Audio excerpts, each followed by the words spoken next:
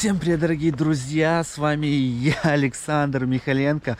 Путешествуем по зимнему Крыму. Сегодня мы находимся в городе Старый Крым, потому что именно в этом месте выпало максимальное количество снежных осадков. Сейчас я двигаюсь в сторону Старокрымского водохранилища. Посмотрим, сколько там воды. Обязательно запустим коптер, полетаем над всем этим снежным лесом. И надеюсь, будет интересно. Возможно, по пути встретим что-нибудь интересное. Я вообще не знаю, что здесь можно в Старом Крыму посмотреть. Но, друзья, снег. Идем искать то место, где еще не топтались ноги людей. Здесь минусовая температура, сейчас минус 3 градуса, чтобы вы понимали. На улице прохладно, но не холоднее, чем было на вершине горы Айпетри.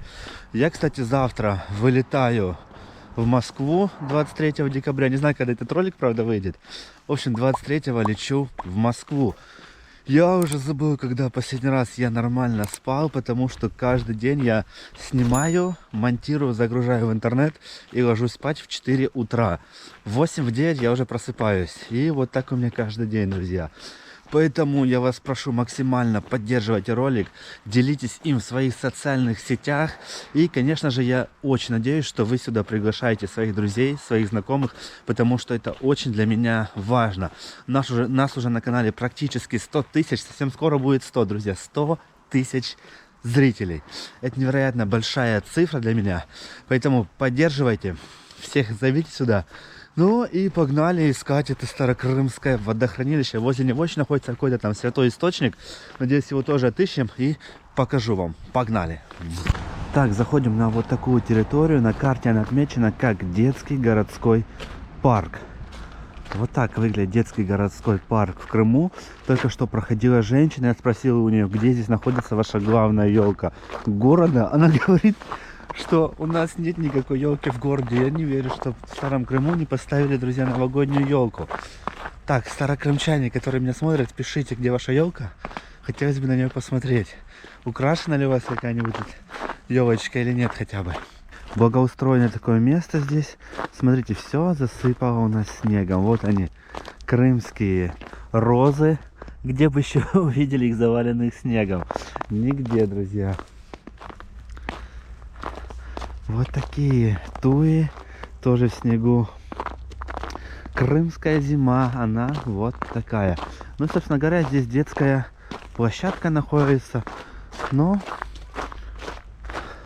детям, наверное, здесь нравится. Хотя площадочка, территория большая, могли бы поставить какие-нибудь больше инсталляций сюда для детей, чтобы они играли. Могли бы где-нибудь здесь елку украсить. Но пока украшений никаких еще не видел. Вот они, розы крымские в снегу, друзья. Где вы еще такое будете наблюдать, если не на моем канале? Подписывайтесь на канал, потому что я показываю зимний Крым таким, каким никто вам не покажет. И те места, которые, надеюсь, никто вам тоже больше не будет показывать. Мы движемся в сторону Старокрымского водохранилища. Мне интересно, есть ли там вода, потому что в Симферопольском уже практически нет воды, там осталось, ну, вообще очень-очень мало. И, друзья, оно высыхает в Симферополе, вода по графику с 5 утра до 9 утра, потом отключают, и вечером с 5 вечера до 9 вечера ее опять включают. Все. В остальное время воды нет, поэтому приходится набирать ванну, умываться в течение дня в этой ванне. Самое плохое, что туалет, бачок не смывается. Вот такие дела. Приходится жить в таких неудобствах. Я не знаю, как будет решать эту проблему. Надеюсь, что к лету ее решат, потому что, представляете, летом приедут к нам отдыхающие. Как все это будет происходить, пока еще себе не представляю. Тем более в Ялте тоже дают по графику. Как Ялта будет это все проживать, неизвестно. В общем, в Старом Крыму немноголюдно, по крайней мере, на вот таких улицах. На центральной там машины ездят, в Феодосию, в Судак, в Симферополь, там есть какое-то движение. Но вот здесь идем сейчас по городу, реально никакого движения нету. Этот город мне напоминает прям мою деревню в Луганске, друзья, честно говоря. Вот такие же домики, такие постройки. Также немноголюдно, такие, самое главное, деревья. Моря нету, но ничего. Ладно, давайте идти дальше. Может, по пути что-нибудь интересное найдем. Хотя я сомневаюсь, что кроме водохранилища и святого источника мы что-нибудь найдем. Конечно, можно было бы дойти до монастыря Сурбхач, но сами понимаете, я без машины. а уже скоро будет темнеть. А мне еще сюда как-то выбираться нужно. Не знаю. Поэтому туда мы, к сожалению, сегодня никак не успеваем. Смотрите, что можно встретить на улицах Старого Крыма. Настоящая, друзья, калина под снегом. Это просто что-то нереальное. Вот такая красота. Калина, конечно, очень такая горькая. У нас она тоже росла в Луганске, мы пробовали ее. Но она очень полезная, обладает лечебными свойствами. Вот такая красота. Посмотрите, сколько снега у нас в Крыму.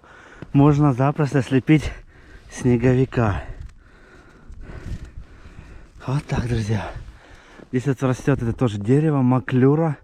Вот эти плоды все попадали. Некоторые вон еще висят, а некоторые уже упали и припорошены вот так тоже снегом у нас.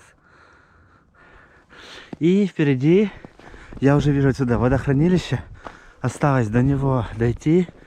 И сейчас там запустим квадрокоптер. Вот она, настоящая зима. Я сейчас еще хочу успеть на источник святой и потом в сосновую рощу. В сосновой роще там вообще сосны просто. Их завалило снежком.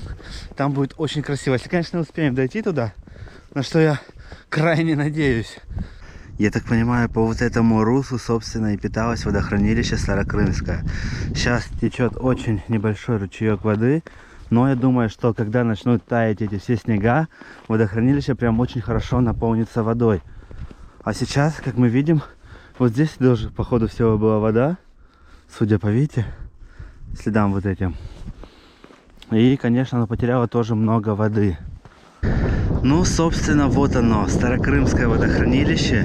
Как видим, оно тоже потеряло очень большой объем воды. Вон там на горизонте я вижу дамбу. И когда-то вода доставала практически до середины этой дамбы. Сейчас же осталось ее совсем немного. Но, думаю, на Старый Крым это хватит с головой.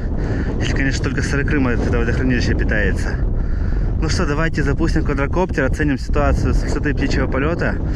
Вот здесь, смотрите, вот здесь была вода по вот этот уровень. Вот так она была. Вот так, заходила сюда. Это островок типа был такой небольшой, так обходила.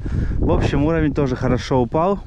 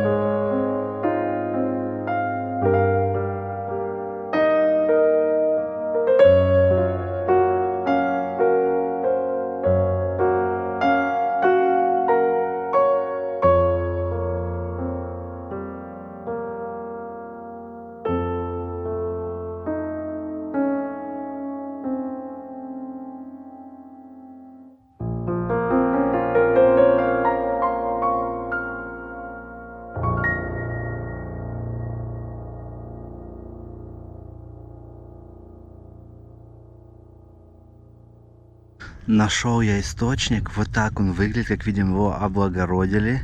Давайте пройдем на территорию, посмотрим, идет с него водичка, либо нет. Вход с животными воспрещен. Но мы без животных.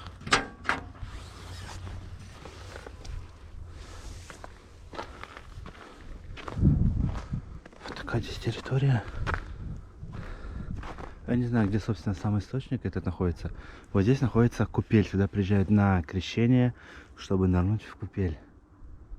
Древний источник. Вон висит вывеска. Давайте к ней подойдем. Вот такая здесь территория. Здесь часовня у нас и храм находится. Смотрите, как в снегу все красиво.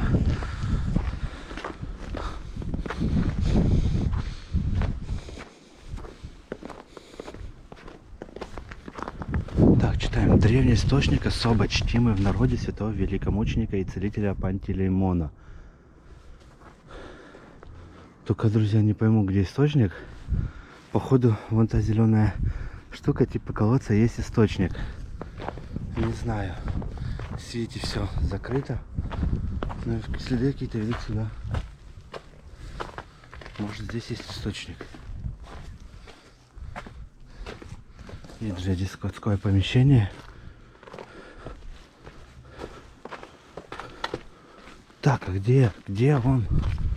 Столько прошли и водички даже не попьем. Но зато будете уже знать за это место.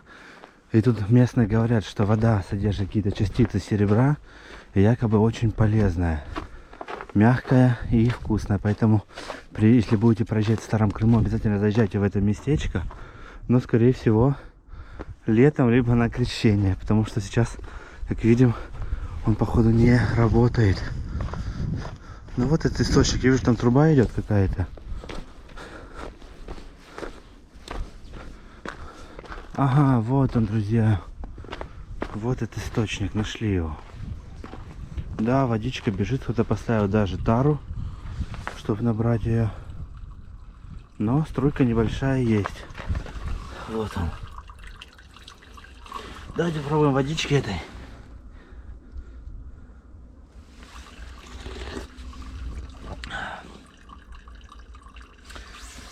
Вода как вода. Пить можно.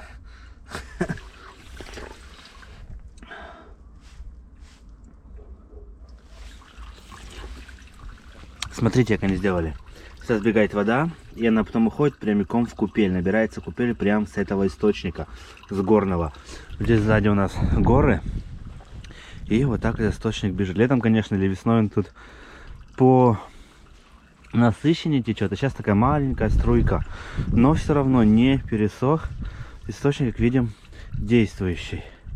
Давайте немножко заглянем в купель, как она выглядит.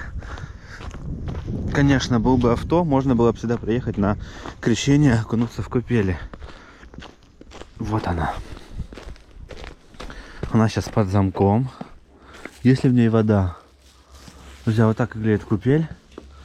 Нет воды там нету. Источник пустой.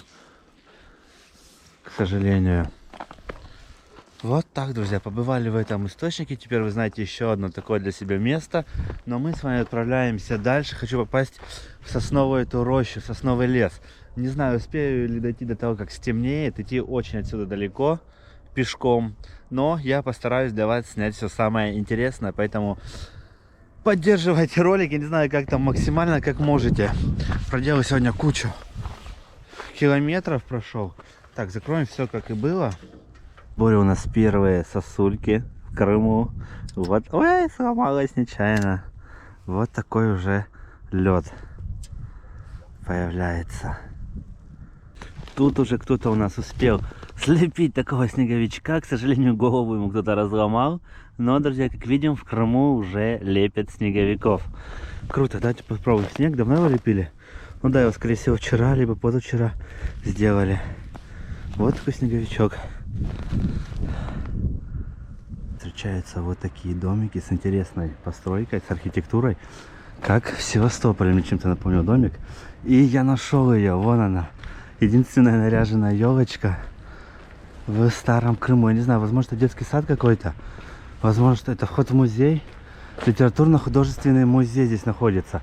И вот такая у них елка, к сожалению, территория закрыта. Но покажу вам, нарядили ее. Хоть так, молодцы.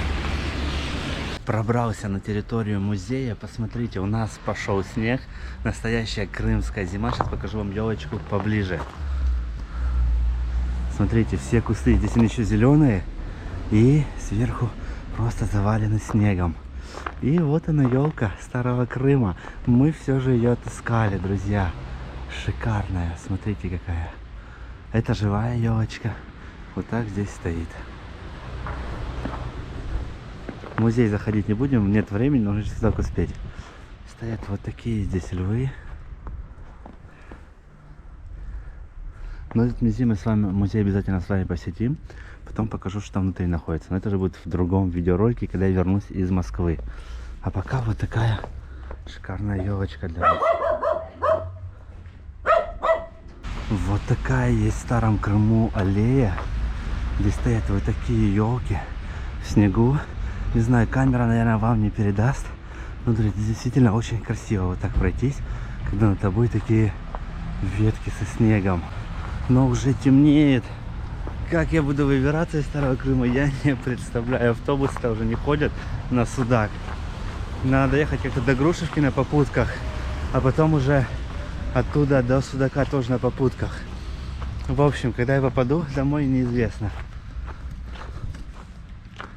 Вот такая красота здесь прям в городе.